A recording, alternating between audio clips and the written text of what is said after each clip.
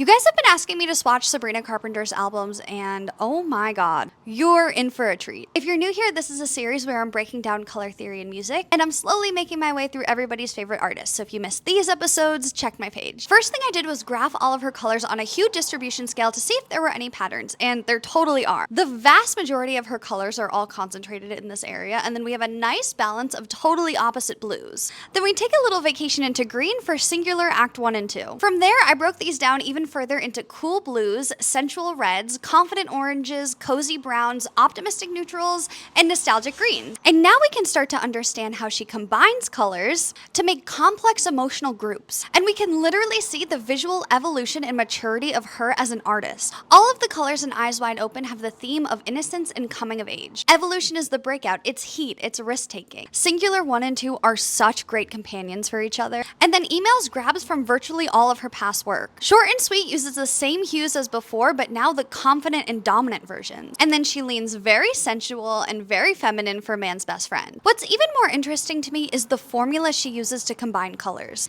She always pulls from these three main families, and I think what's more interesting is which albums lack different aspects. So for example, Eyes Wide Open lacks sensuality and confidence, whereas Short and Sweet leans heavy in those aspects but lacks a cozy softness. Man's Best Friend lacks the serious nostalgia but heavies up on sensuality and optimism. When we look at the seasons, Sabrina basically avoids winter. I also graphed her colors versus how bright versus dark they are. We can see she prefers these darker colors, but she doesn't stray from the light ones. Then I also graphed them by saturation. These are the ones that are really unsaturated, these are the ones that are really saturated. And she definitely prefers unsaturated colors. So please be vocal in my comments. What parts of this did you find interesting? What parts should I do a deeper dive on? And what artist should I do next?